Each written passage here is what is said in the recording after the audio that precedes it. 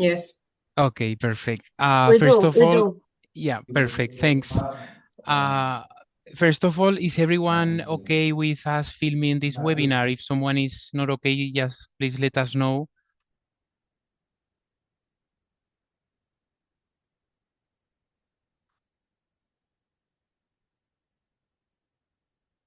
Okay, so I guess, yeah, Marius. No. Okay. Okay, so we're gonna be starting. If everyone is okay with the recording, and please just stop whenever you want to ask anything, and I'll be checking text with Dolores, Gianluca, Vania, as I'm not able to see the messages you are sending as I'm presenting, so I will just stop whenever is needed, and they let me know. So, well, first of all, good afternoon and a warm welcome to everyone. My name is Raúl. I'm from YMCA Spain, and it's a real privilege to present this session on behalf of the YMCA Refugee Working Group. I want to thank you as well, my members, my colleagues, for keeping our work, group work active and dedicated. And special thanks as well to Dolores from YMCA Greece for this opportunity. As you can see on the presentation, we are going to be talking about what works and what doesn't in local integration, lessons from YMCA programs across Europe. Before starting, I would like you to bear in mind that during this presentation, we will be talking about integration. Integration is sometimes seen as a one-way thing, as a one-way process, but it doesn't work like that. Integration is not something refugees do. Integration is something that we do together. So I want you to bear that in mind through the presentation, as this is a two-way process. It requires effort, openness, structure, opportunity, and trust. And it's a lot of times we think about they versus us. We tend to think the integration is their job, but it's both. It's their job and ours. Okay. Just before starting as well, I would like to say that we are going to be using the term refugee, but this is a broader concept that we will be using for migrants and asylum seekers. And I want you to use the chat, please, to just think about what it comes to your mind when you think about refugee. What it comes to your mind, just a thought, a sentence, a word. What can you think of when you think about refugees?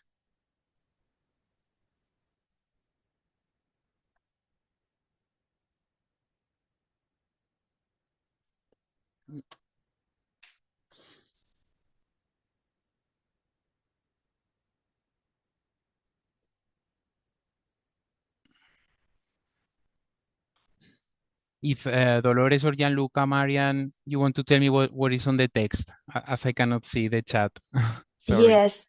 We are writing people seeking safety, afraid, safe, somebody coming from unsafe place, discrimination, lonely, loss, people with particular loss, someone who needs assistance and support, a person that seeks assistance, that's grief. That's Okay, I can see it the now. point. Thank you, Dolores. I can see linguistic and cultural barriers, challenges, diversity, great people. Okay, perfect. Sadness.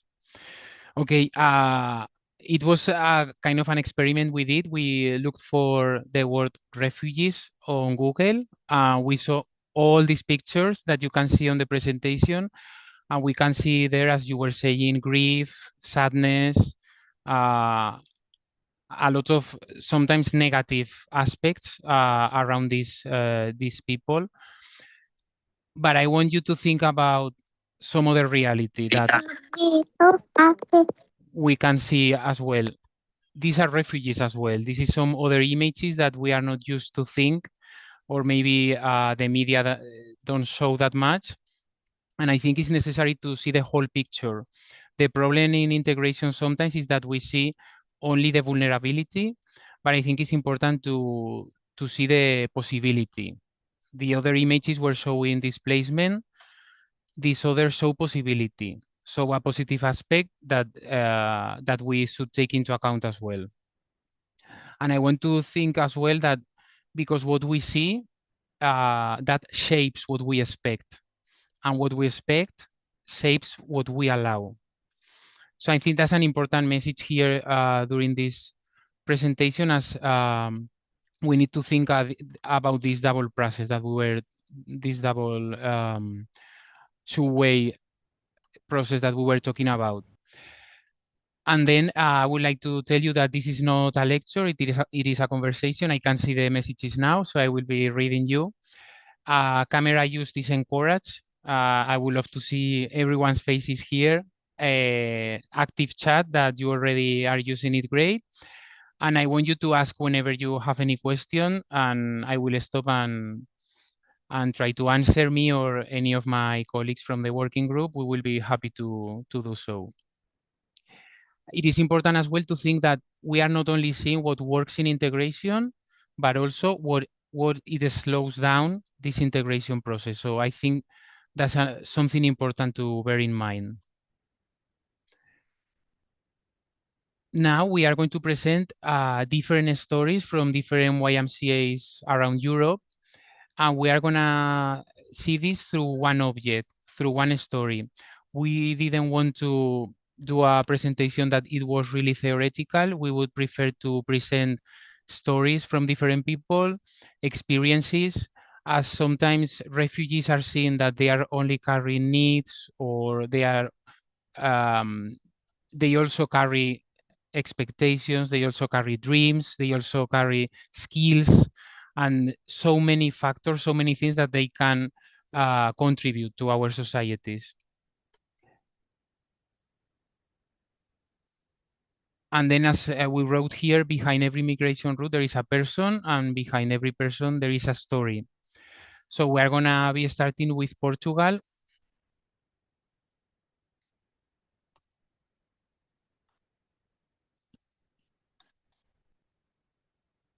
I don't know if Vania is... Hello, everyone. My name Yes. is Vania Semedo from YMCA Portugal.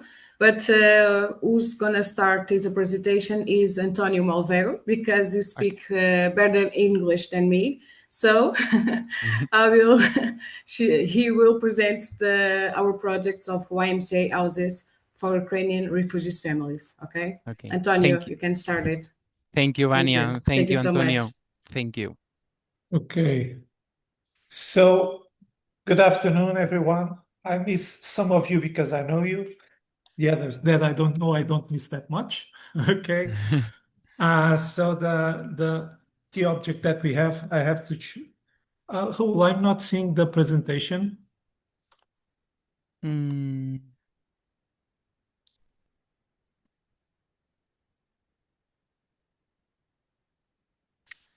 We are all seeing the presentation, Antonio. Maybe You are? Okay. yes. Can you see it now, Antonio? Yes, we are No, but seeing. if everyone is seeing the presentation, it's no problem. Yeah. Okay. Okay. So the object that we have, it's a key that opens a pad. And what can a key open? It can open a door, a home, a safe place. But what it means for someone that has lost everything, a key is far more. It's a time that you have to breathe, a chance that you have to trust again, and a possibility to begin again. So I will start with a short story that I think that you all are aware about. It's about a man that was left beside a roadside, wounded, unable to go ahead in his path alone. And many people pressed through him and didn't stop, didn't help at all, just some curiosity. But one of these persons stopped, took care of him, and most important, not only at the moment, but he assures that the man was able to continue the way. And it was possible for this man to do great things because that was someone that was strong enough to notice and don't left him behind. So here is where our YMCA and all the YMCAs comes in, because we believe that every person that everyone, single one of us belongs to a shared humanity, and so this generates a responsibility towards one another. And we believe also in a fair society built through practical choices.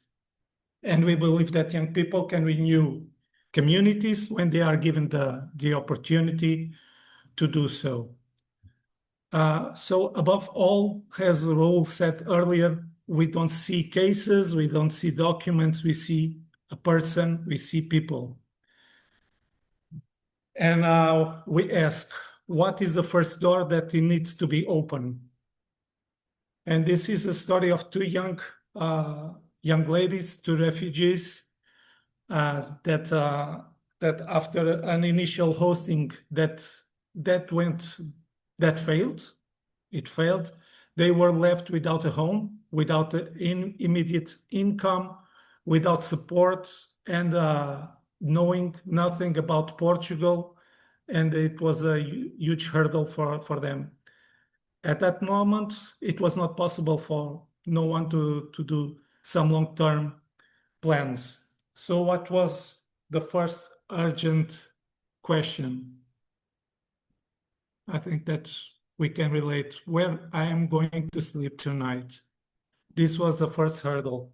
So the YMCA responded with shelter, stability, and support. This key that you see in the presentation represents this first act, not simply the key to a house, but also the place where safety became possible, where they could reorganize the documents, access support, regain balance, and breathe. One of the refugees mentioned that that first day was the place where she could finally feel safe, breathe, and just exist without any pressure. So this is the first commentary that we have from one of the persons that stay in this house. So this was where their independence began. It was not for us a target, a form, but it was all about safety, not documents, not Microsoft Forms, Google Forms. That was not our goal. So one of the young ladies, the younger sister, when she stayed at the house, it was possible for her to continue the education and also to start to volunteer in our after-school program. So she was not only now receiving support, but she was also contributing. She shared her time, culture, presence with the children. She built relationships and regained the sense of belonging. The key was not only to open a door now, it was open a door to participation. And now with this participation, I think that the burden for the older sister gets lighter. So it was a moment for a third door to be opened to the older sister. This older sister, she wanted to work in fashion. So she was invited for an interview in Lisbon. She had some talent, she had the ambition, and a real opportunity arose.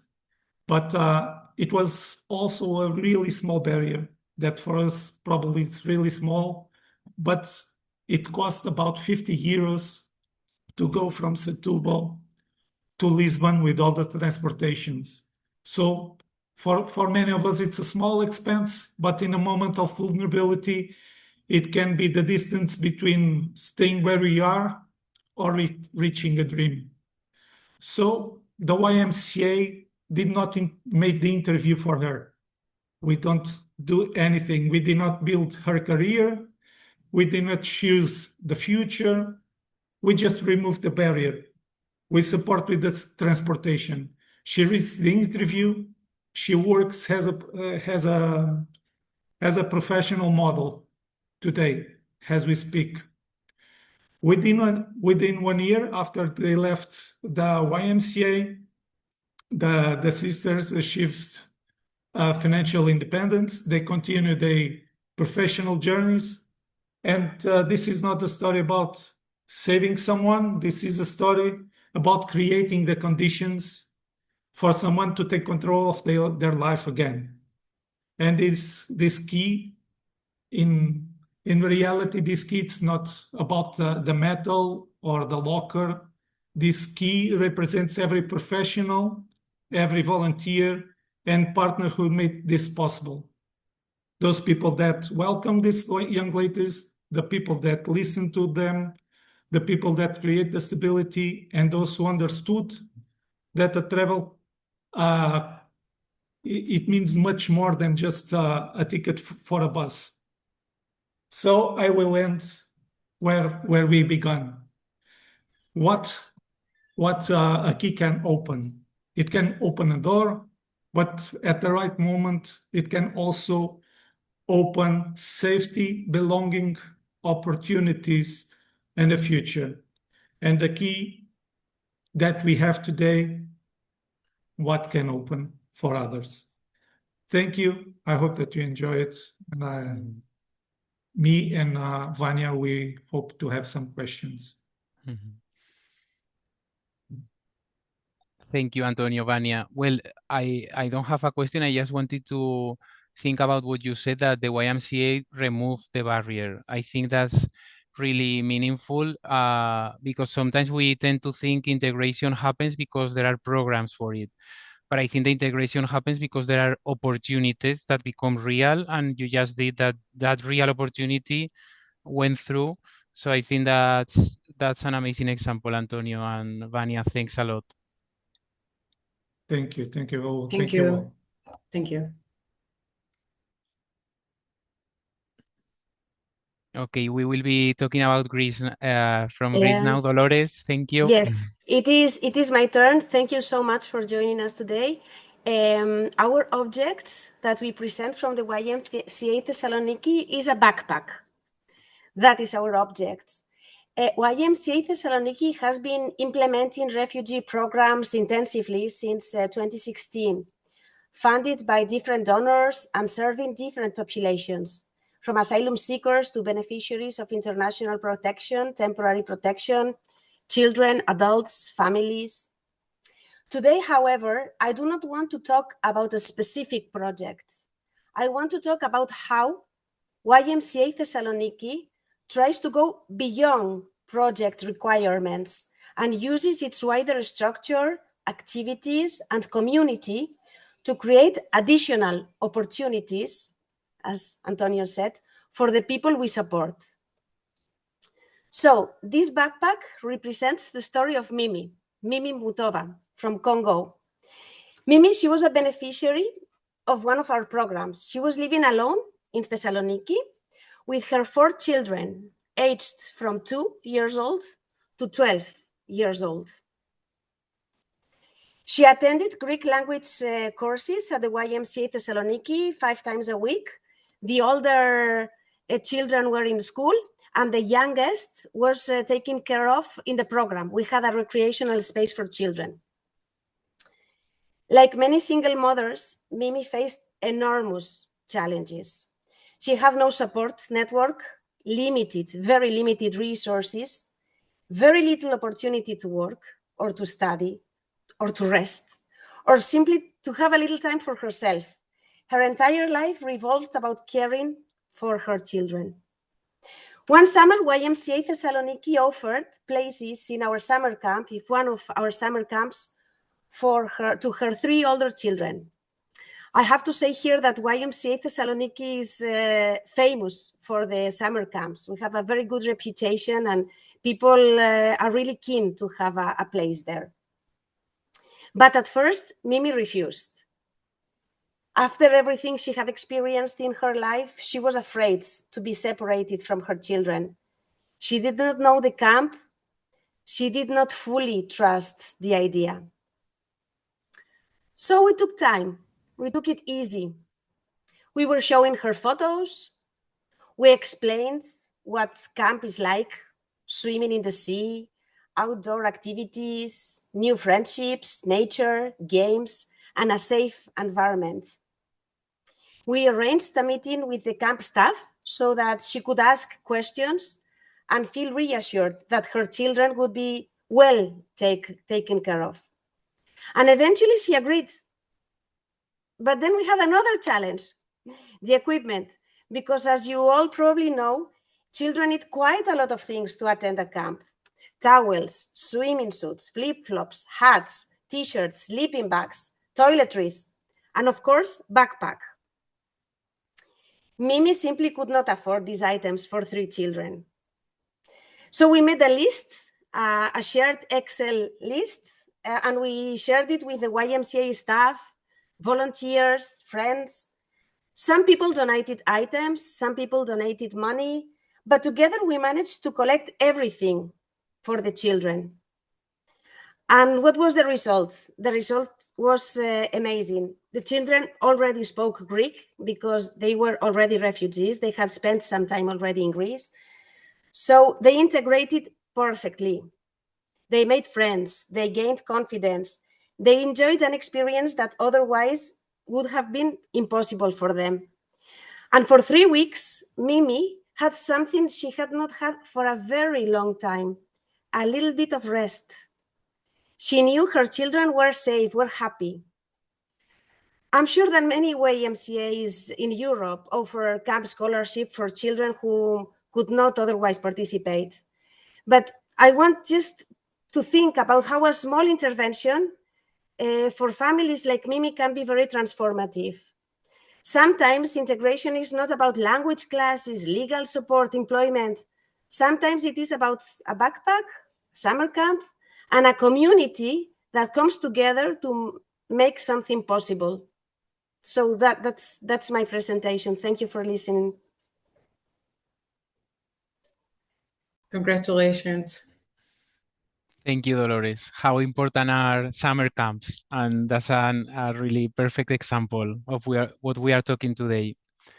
Now we're going to go with Gianluca with Italy. Hello, everybody. I wish you a good day to begin with.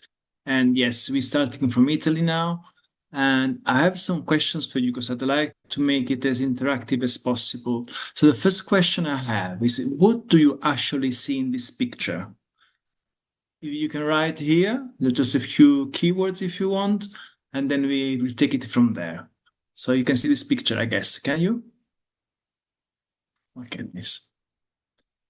Just waiting to see your first responses.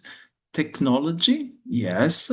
Inclusion, help, literacy, connection, focus. And yeah, so I'll take it from there. Cooperation, young men, communication, family, and to young people, skilling, yes. So yeah, let's start from the 2 young people. Let's say we have Amidou from Mali and Mustafa from the Gambia. I guess you also know how the young people arrive in Italy. They arrive, in this case, also by boat. They go through the sub-Saharan route. They get to Libya. And if they're lucky, they also get the boat. They can arrive in Sicily on the south of Italy. Here, what happens is the Italian government, they decide after some time where they go. And how the system is working is also for Hamidou and Mustafa. They were sent to small towns. So what happens to unaccompanied minors, the minors that don't have parents in Italy? They get together into what we call family homes. Family homes is the system also for Italians born in Italy, for people with no parents. So we try to rebuild their homes, family and system, and they live together. In the case of the little village here in the province near Napoli of Benevento, it's like 12 of them. And imagine these villages, they have 1,000 people with 20, 30 teenagers. So having 10 from abroad is a big number. The second generations are really fulfilling and filling also the gaps left by the Italian population. But what is interesting to know is that now when they are hosted in Italy, there is a network of what we call the small municipalities municipalities are welcome. I will say this in Italian because it sounds very familiar to me. I piccoli comuni del welcome. It's like the small municipalities of welcome. We're talking about a network of 54 municipalities starting from Naples to Palermo, let's say half of the boot of Italy down southward. And we're talking about this network that over the last 15 years has managed to involve municipalities, associations, and altogether everybody's playing their part. So the young miners, they're welcomed into homes, sometimes donated from the locals, sometimes bought from municipalities, by municipalities, and they live together. They learn a bit of Italian. Of course, they have all the medical care, the legal care at the beginning. But now there is this new they do evening courses because they have to catch up with language, with Italian, with English, with the program to education. So from the YMCA, from Napoli, we work on education. And thanks to the news program with HP, you can read on the computer in the YMCA Europe, we are receiving now dozens and dozens of computers. And we are filling the centers. So far, we have sent computers to 40 youth centers, not only with the minors, sometimes also with families with small children and youngers up to 30 years old. So that the opportunity to study on computer the language, they can learn about IT, as we were saying, technology. The idea is that when they reach the age of 18, when they will have to leave, unfortunately, also the family homes, and they'll have to walk on their legs, to have some skills to find work. So it's like a long-term commitment. It's like a community effort. And yeah, it's a lot of work, but it's very rewarding, we have to say. They're very nice people. One of them, actually, Mustafa, is now leaving because he's 18 and school is finished in June. So he's going to find also his way, he's preparing his curriculum and so on. So yeah, this is a bit of, let's say, glimpses of life in Italy, what happens to unaccompanied minors, which for us are very, vulnerable, so I have to say. But what's something we want to say, because the idea of integration, the system of integration can be improved. There are many ways, of course, but there is one way that we're now promoting and advocating. Actually, in this very small town, it's called, I told you, near Benevento in Napoli. Every year there's a festival. Yeah, there's a festival we call also Human Rights and Peace, where we organize activities, we parade, we dances, we sing, and we promote, peace and human rights. And people from the town, they're very aware of what's happening, and they're sensibilized and made aware of situations. So we're exploiting community festivals and opportunities, but we're also advocating for a political, actually, law. Everybody probably knows that there are two ways to become citizens in our countries. It can be by the right of blood or by the right of land. I will say this in Latin because it makes sense in Italian, but also you'll understand what we want to propose. It's called jus sanguinis, the right of blood, when you have a father, mother, ancestor from the same country, or jus use soli, which is right of land. If you're born, for example, in the States, you're automatically American. So it depends which system have your country, a different way to become a citizen. But now in Italy, we've been promoting, it's still not a law, but it can be promoted at European level, what we call jus scholae, the right of school, the schooling right.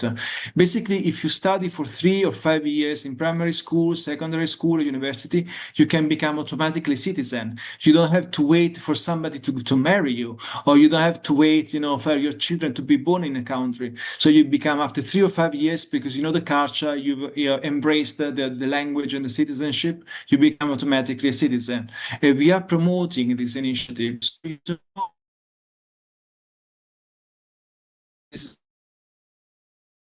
from the side to promote integration and to find many solutions to have provided call legal work status and things like this.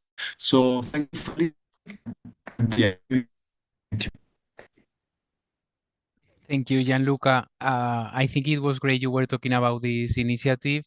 Dolores, Gianluca, and me, we had this meeting and we were talking about how new laws or new ideas, even if they are still no laws, how they can open our minds, how this can take barriers down. And it is great that you tell us about this, because I think it just gives us a new thinking, to think outside the box. So thank you, Gianluca. Okay, I'll be continuing. I'm going to tell a story about Jose Luis. He's coming from Venezuela, and we have symbolized his story with a guitar. Although he studied graphic design, he wanted to work in music, but the reality was different. His expectations were not matched. So we worked with him a lot in order to achieve learning new skills, new trainings, as in Spain it's really important to have some titles, some diplomas in order to work. While I'm telling you about this story, I would like you to answer, sorry, if you think it's a myth or reality that language is the biggest barrier for integration. If you want to answer while I'm talking, and I will check the answers. After almost a year, he landed in a job at Zaragoza Airport, and he started working there. It was his first experience. It was a hard one. It was challenging, but he was really happy with this, as he was able to work for the first time in Spain. So what we did at the YMCA here in Zaragoza in Spain is that we worked a lot about the expectations adjustment by letting them be. We are not telling them what to do. We think that we are working with families, with other people that sometimes they might need to make some mistakes, or maybe they are not, but we perceive as they are. So this was an interesting case. As you know, Venezuela is going through a little difficult, well, a big difficult situation right now. But still, Jose Luis is really active with us. He's part of the YMCA. Actually, we opened a center for refugees last month. We are working here with 27 people at this center. And Jose Luis joined the YMCA, but not as a beneficiary. He came as a member of staff. He's a janitor right now, and he's working with us. He's part of the team. We are really happy to be working with someone who was a beneficiary before, and now he's working with us. And actually today he's with us. Maybe he can say hello, Jose Luis. Hola, Jose Luis.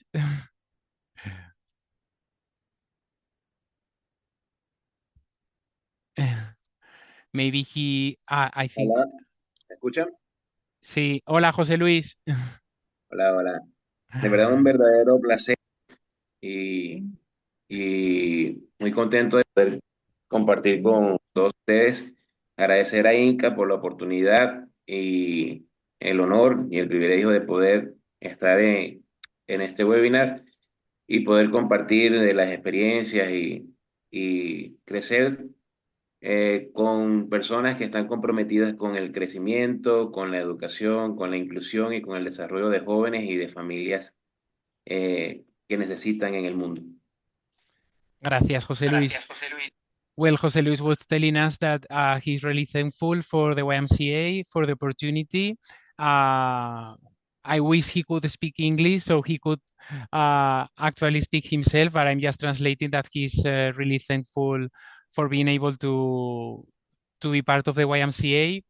First, he was from one side, it was a beneficiary. Now he's working with us, and we are really happy to have him in here as well. And I'm just gonna check now the answers to if this is a myth or it is reality. So I see it is a barrier. I'm not sure if it is the biggest, at least one of the biggest. For me, it's the main door, not only language, but also the ability to communicate. It is a barrier, but it's not limiting. There are many ways to communicate, and language is just one of them. Often is the reason for seeing somebody as foreign. Sometimes that leads to racist actions. I think the biggest barrier for integration is lack of acceptance and racism. So I wanted to just ask you this question. Of course, there are no right answers. And of course, language is a really important factor to take into account. But I just wanted to present you this case because it's not the only one. We can think of people coming from Venezuela, from Colombia, from Peru to Spain. They already overcome a barrier, but there are so many, as they were pointing out in the comments, sometimes racism or certain attitudes towards these people are a barrier itself. So thanks a lot, Jose Luis. Raúl, I think yeah. you should read to José Luis the message of Juan. That is, gracias José Luis, nuestros corazones están con Venezuela hoy y siempre. Solidaridad. Espero que estéis todos bien. Gracias, gracias. Estamos pasando por momentos muy, muy difíciles y de verdad necesitamos en Venezuela mucha fuerza y ayuda para poder solventar y salir de esta catástrofe que hoy nos golpea. Thank you, Dolores. Thank you. Jose Luis was saying that it's been a really difficult time now in Venezuela and that they need all the help, all the strength in order to end with this nightmare, this catastrophe. So we're sending them all the strength.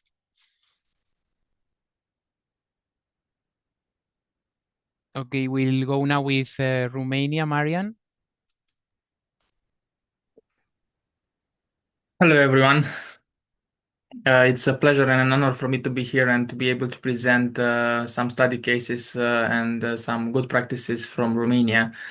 And probably you will see on the screen a question, which I would like you to answer in the chat. It's not a question about whether Ukrainians deserve protection, actually. It's a question about perception, language, and how societies understand displacements. So, what do you believe? Are Ukrainians really refugees like other nationalities? Okay, and you will answer it at the end of the presentation. So, emergency response, Romania was part together with the other nations in the emergency response once the war in Ukraine started in 2022. YMCA Romania was at the border and supporting with all of their experiences and expertise the answer for supporting the refugees and welcoming them into our country. And since then, we have moved from emergency to actually integration, and we have proposed and created an ecosystem where we have mobile hubs and integration hubs, actually, both of them working together to serve our purpose and then to facilitate the integration of refugees into our communities. What do we mean by mobile hubs? Actually, we take a team of professionals together with our equipments and we move into the rural areas where actually refugees do not have access to the same services as they found in bigger cities and bigger urban places. And also in our hubs, in our hub, we have an ecosystem created there where we have refugees professionals working and supporting, offering psychological support as part of the ecosystem. The after-school program also as part of in our ecosystem. Supporting and finding jobs for refugees, opening businesses, Romanian language classes, and for sure connection with the local authorities. Now, because all of us, we have prepared the case study, I would like to share with you a very inspiring one from Romania. And I'm talking about a Ukrainian lawyer that she moved from Kiev to Baia Mare when the war started. And then this year, in our being a beneficiary part of our project, Edu Hubs and Mobile Centers, she started a course and she became the manager of transport for one big company. And then from a lawyer to becoming a manager of the company of transport, it's like a real shift in terms of like how we perceive integration. And then it's also about the two-way row, as Raul was mentioning at the beginning of the presentation. For sure, the country needs to establish and to put in place an ecosystem where refugees can access all the services. Then for sure also the country should work with the local community just to make sure that the perceptions and the way as the society perceive refugees and the message is the right one. It's about solidarity, respect, and values. And then it's also from the refugees willing to overcome their, uh, you know, perception of life. We can say it like this because when all of your life you were working in a domain and then you need to change everything. This is a real it's a real change that you will have in your life.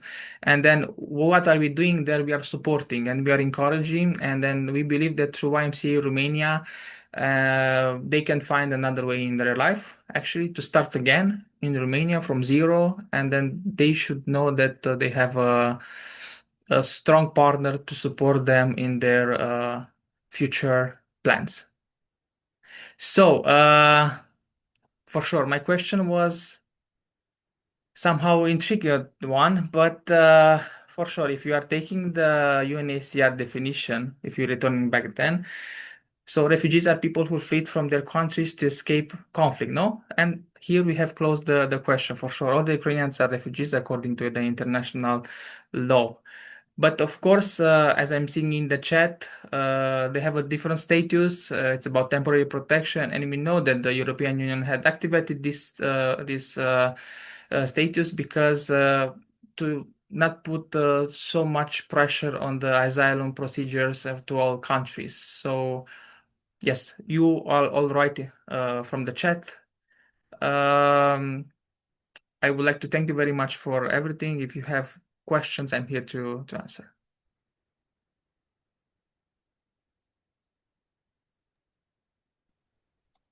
Thank you, Marianne.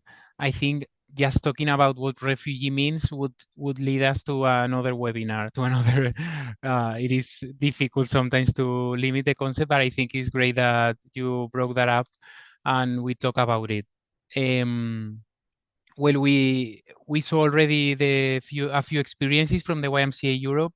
I think it was great that we could present some stories, and from there, all of you can see that where we work in integration from different approaches, but at the end of the day, it's always putting the person in the middle and just uh, trying to have a wider approach. It's not only the person who needs to adapt; it's the society as well. It's a two-way process, so I think that's important to bear in mind.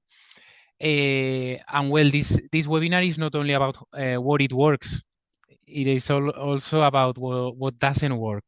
It is important to take that idea as there are some challenges, some difficulties that we should face, and actually you are gonna help us after seeing all this to discuss about this topic. So I think the real question is how long does society take to allow them to contribute, to allow refugees to contribute. Sometimes we ask ourselves, do refugees contribute to society? But we are going to see now what went wrong, what are the barriers that sometimes even from our work, we are not able to manage perfectly. I think it's a really meaningful part of the presentation as we are going to learn from the experiences and from those situations that are needed to talk about, that we need to bring to the table and explain. So as you can see here, there are four main topics that we choose, and some of the people from the working group will be talking about this. Gianluca, if you want to start with the cultural assumptions. Here I am. Okay, when we talk about culture, we should also start from the point of considering like how many cultures there are in the world. There are so many, and each culture can be national, local, regional, as like different again fields of, let's say, representations and beliefs and habits, behaviors. So when there are also cultures coming together, and especially from countries far away, that there are always some sort of clashes, and this can involve also examples of inclusion or exclusion in this case. For example, it's very obvious that when there are people coming from other religions, I use Italy as a very Catholic country, for example, even though things have changed nowadays, and there are people coming here and they have different beliefs. It can be one God, many gods, when to pray, if you have to fasten during the year or not. People are more concerned. So the people, migrants, can be looked as like strange people. They do strange things, and local people don't understand. So we culturally assume that everybody should have the same behavior, but actually behaviors can be different.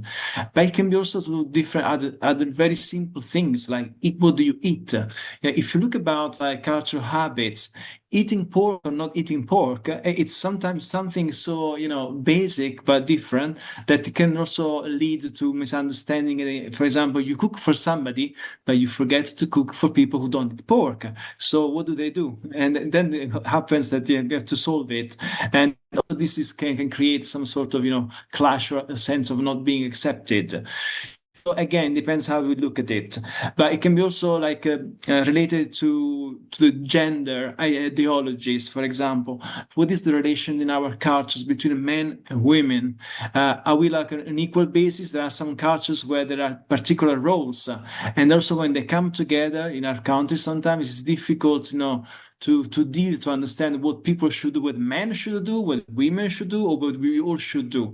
So this cultural assumption can create barriers sometimes, and this many times does not work for some people. So we need also to open our minds and to go through a process of dialogue and of inclusion in that sense. But again, culture is a very wide field.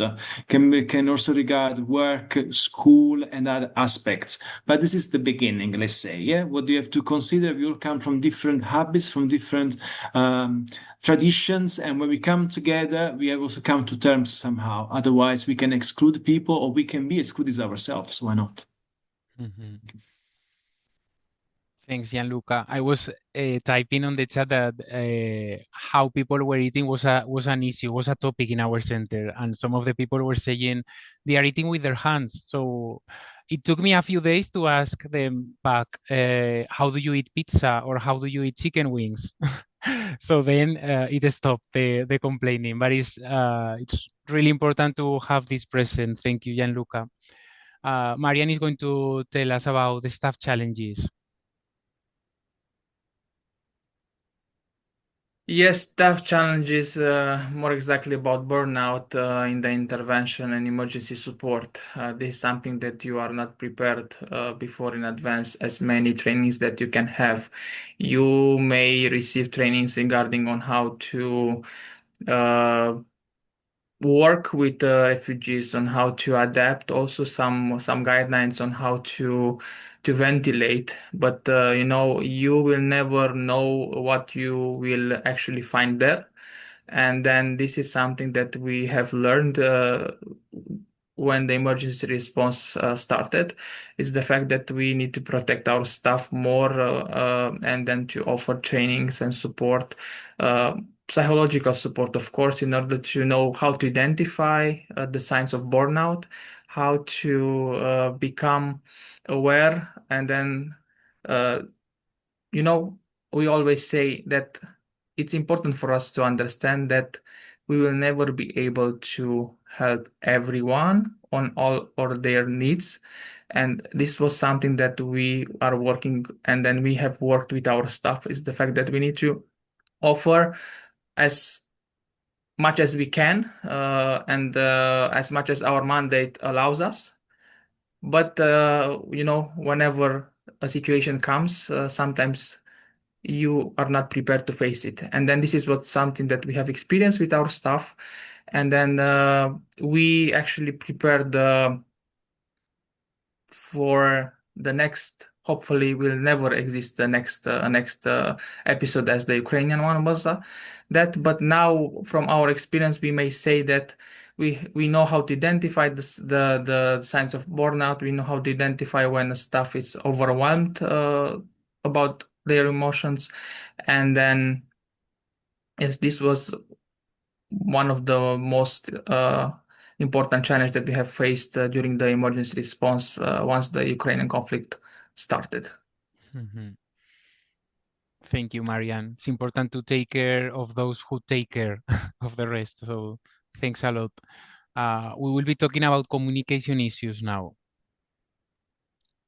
Hello, I will Thanks, talk Vania. about communication barriers in the inclusion of Ukrainian refugees families in our project. But I would like to start with a simple image in your mind. Imagine arriving in a new country where you don't speak the language and you don't understand the systems. And many times you don't even understand what is being asked of you. This is a reality. Now, imagine that your access to rights and your family depends on that understanding. In social work, this is not hypothetical. It is a reality.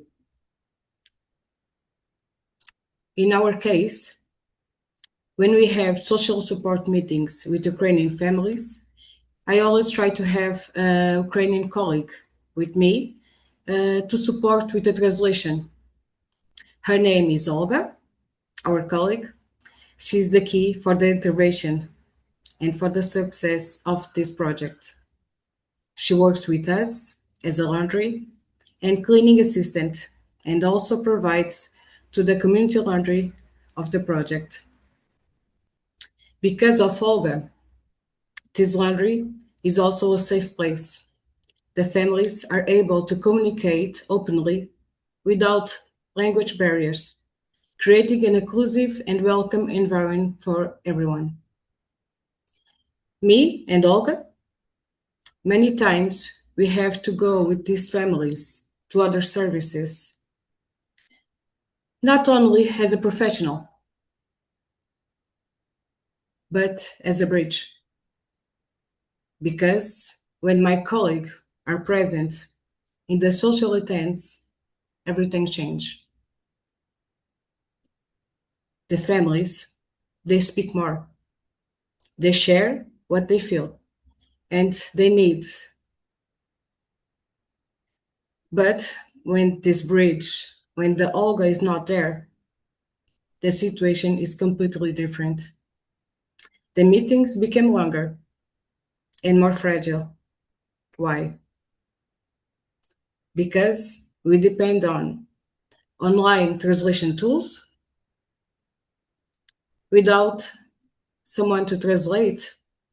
When we don't have the person to help us to translate, people couldn't understanding what was said and their rights. Sometimes they lost their rights, the social rights, because they don't understand. So you can say tools can translate words, but not emotions, not context, not life stories. And I can say, by my experience, when we have a person who speaks the same language, who understands what is happening in that site, the real inclusion begins here. The challenge of the truly understanding, even with the barrier of the communication, starts with the understanding, just not for the language. Well, the language is a barrier, but is not everything. Thank you. Thank you, Vania. How important is to have translators who are physically with us, right? Yes, yes. Yeah, thanks a lot. Thank you. Yeah. Dolores, we will be talking about false expectations. Yes, it's my turn. I think one challenge that I believe many of us face in refugee work is the creation of unrealistic expectations. And this often happens with the best intentions. We want to encourage people, to give them hope, to show them opportunities. But sometimes, however, in our desire to help, we promise more than we can deliver. I have an example. The regarding the family reunification law in Greece. This law provides a very clear framework, offering a beacon of hope for those longing to be reunited with their children or with their parents. So it is as important as I want to have my child near me. You know, it's like so important. And it's very human when you have this person in front of you. You want to support, you want to share optimism, you want to bring hope. But we have to confront a very serious reality, and it is that the administrative requirements are often unsurmountable. While the legal path exists on paper, the documentation required is frequently impossible to obtain, leading to a process that can stretch into years of uncertainty. So this creates a profound ethical dilemma. Is it better to offer hope that may be built on a fragile ground, or to deliver the hard, painful truth from the very beginning? We want to shield the people in front of us from further suffering, yet by avoiding the harsh reality of these delays, we risk causing greater despair later on. I think true professional integrity requires us to be both compassionate but transparent, because the consequences go beyond disappointment. Over time, people may begin to lose trust, and not only in a particular worker, in a particular organization, they lose trust on support systems broadly. Frustration grows, engagement decreases, and the relationships that we are trying to build, they just become weaker. So I have come to believe that honesty is more valuable than optimism.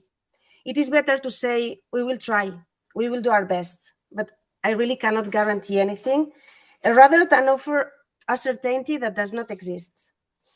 Realistic expectations may seem less inspiring in the short term, but they create trust in the long term. So for me, this is an important lesson in refugee work. Hope is essential, but hope must be built on honesty. When we are transparent about both opportunities and limitations, we treat people with respect, and we create the foundation for genuine trust and lasting integration. That was my presentation. Thank you, Dolores. Thanks a lot.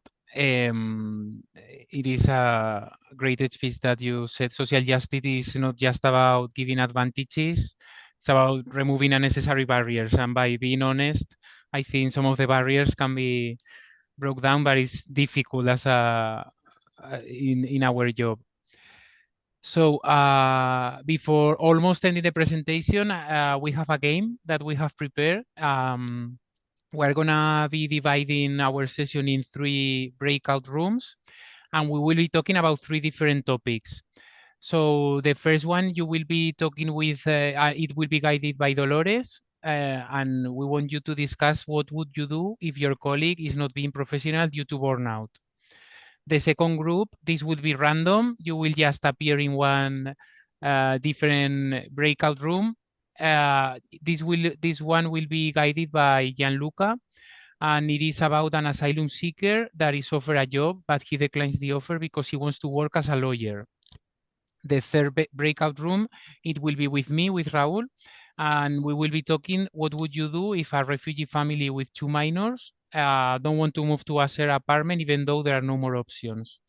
So Alina is going to help me here because I'm not really good with technology, and we will be dividing in 3 groups around 10 minutes if we can have your time. And after that, Gianluca, Dolores, and me, we will summarize. We will just give you a short feedback about what we were talking about, and we'll just go through the final of the webinar. So thank you, and Alina will do the magic now. Raúl, maybe to say that we have 10 minutes? Yes, sorry, 10 minutes.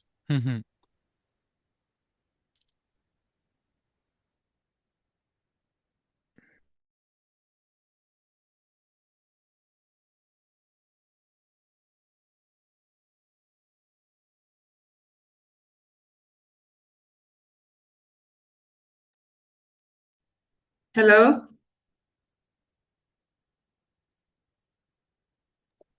Hello. Hi. Hello. Hello. It's two of us Hi. here. Hello. Hello.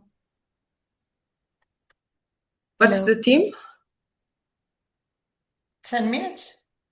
Yeah, there's 10 minutes. The question. Yes. Um, And what is the question actually? Is it three questions or, Yeah, or three only questions, one? yeah. one Three questions. of the question is was this if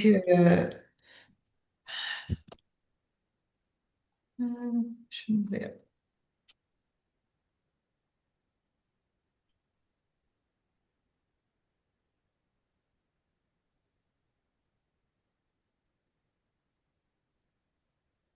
Olga, I see your hand. Oh, Yeah, so while Alina is playing magic with Yes. the room, so maybe I can grab this opportunity and then we'll take a minute from you. Greetings from Brussels, from YMCA Europe office. So in the chat, I shared the information with you, the event which is super relevant to this community. These topics, these stories that you are sharing, they're incredible. They are powerful. This is the impact that YMCA is doing daily. They should be voiced. We need to tell these stories. And we know the needs, we know the issues. We also know the solutions because we are working daily with this topic. And we need to bring it to wider European family. So on the 10th of September in Brussels, we are going to have the community forum with the wider stakeholders. Yeah, so to discuss the topics of refugees integration. This will be the result of 18 months project. Yeah, we have been doing with YMCA Romania, Slovakia, Germany, YMCA Europe. So we will share it and come, read, register, contribute. We also need your voice there. Thank you so much.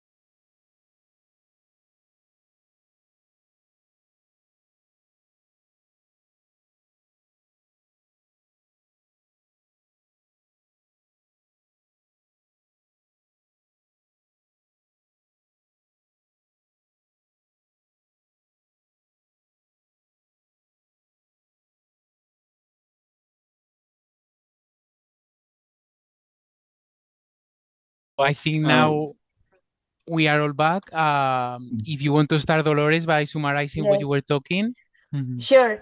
We had a discussion about a little bit about the stigma, I think, of having of being burnout. It's difficult to talk about it. We're talking about to approach that person, but some people are not so open to talk about this maybe psychological condition. It was suggested to have also teamwork as a team. It was suggested to seek for medical treatment. It was suggested as well that organizations maybe should take some measures to prevent these things, but it seems to be very far from the reality, this idea. It's like an idea, an utopia. To have policies in place so that people feel safe to have a burnout and not to fear to say it, to admit it, not to fear that they will never get promoted if they admit to not being well. And we were talking about how important it is to create a very safe environment within our workers. If we have a hostile environment, it is guaranteed that we are going to feel burnout at some point. That was a little bit our conversation. Thank you, Dolores. Gianluca, you were talking about what would you do if an asylum seeker is offered a job, but he declines the offer because he wants to work as a lawyer. I have to say, first of all, thank you to the people in my group because 10 minutes were really short and the last one was cut off, I have to say, but it was very, sharing about real life situations. And it was not the only one because like also the first person that started sharing about her opinions, she was in that situation, but she actually accepted the job. But so we said, okay, nice, but what if you hadn't accepted the job and what would have happened? And we had different views. The first and most important was like to be respectful first of people's decisions because we don't know the background information. Could be if you refuse a job, maybe you know how to survive, first of all, because it would be a bit insane to refuse a job if you don't have any income. So probably there is still some possibility to survive and to wait for, for the occasion to come. But somebody also, and the person was cut off, actually admitted this is a dilemma. It's a real dilemma when you find somebody that would like to work as a lawyer or to do something else in life, and they have to compromise. They have to maybe accept or refuse a job. But maybe he also suggested like a middle way, somewhere in the middle, maybe to accept, to consider a part-time, to go back to studying because also the job market is saturated, and to pursue your goals. So to find a way, to take care of your income, but also to pursue your goals. So yeah, there are different situations to consider. It was an hypothetical situations. We know how hard it can be to choose, but we need to respect all decisions and to actually support and encourage people to go study, continue, and to pursue their goals, their careers, of course. Thank you. Thanks a lot, Gianluca. I completely agree 10 minutes was not enough. In our group, there were a few ideas that were really well connected. We were working about what would you do if a refugee family with 2 minors don't want to move to a shared apartment, even though there are no more options. So Juan was talking about time slots, how administration and some options might take a little bit longer time than we actually have. So he just emphasized that we will need to look for options, but they might need to take time, which is difficult.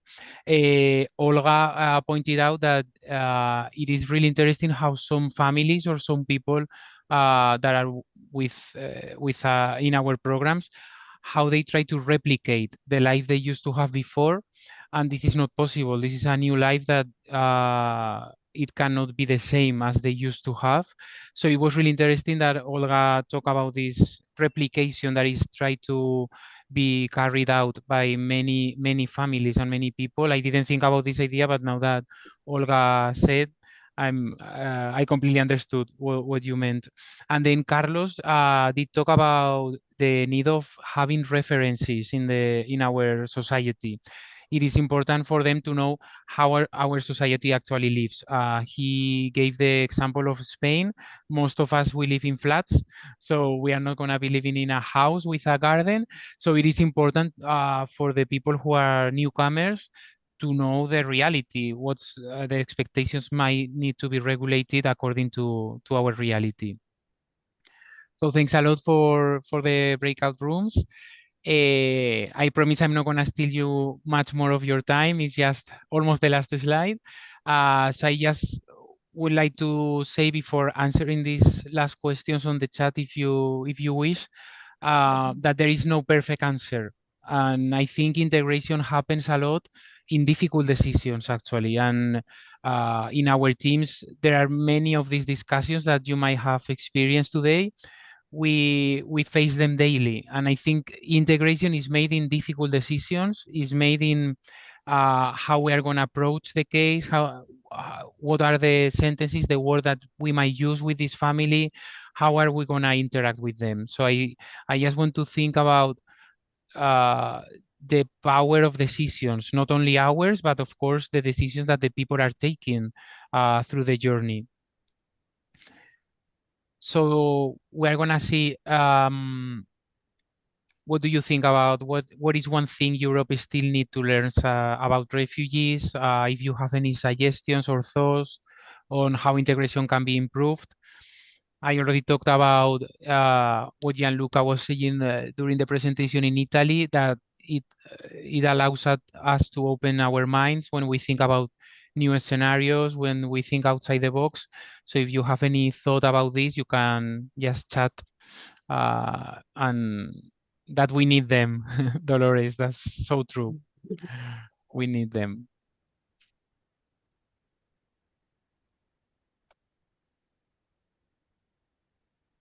That would be a really powerful idea.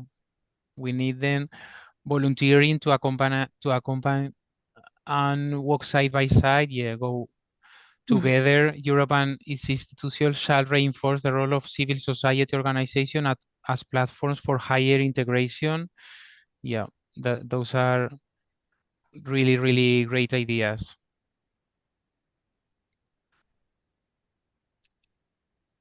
Okay, so as we are a little bit outside our time, I'm just going to read the last few ideas. We need to remember that any of us could become refugees. It's not choice. Sometimes people are forced to leave their homes. Apply the resolution adopted at the General Assembly 2024. Integration can be improved by taking decisions on a personal and community level and following up with examples and talking about it. Yeah, I completely agree. So once again, thanks for your patience. This is the last slide. So just for closing the presentation, if you wish to type one thing on the chat that you take from this session, something that helped you understand, or maybe a new idea or something, I'm just gonna... Raúl, yeah. And if I may interrupt you, I think we have to give the floor. We want to give the floor to Olga and to Juan. I think you both want to address to the audience some word. You are more than welcome.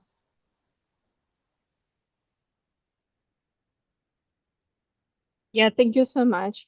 I think that I grabbed the minute, before we went to the mini group. So this is just a reminder, Brussels, 10th of September, Community Forum. So this is the dialogue with stakeholders, members of European Parliament, commissioners, other NGOs, etc.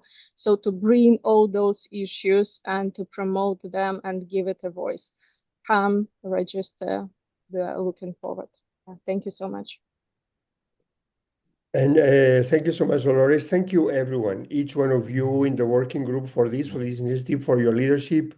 And just a short message to each one of you is that you, all of us, are members, either as volunteers or staff or governance bodies of a unique platform in Europe, a network able to do successfully this integration, what we call integration, through our amazing tools. And we are so thankful and so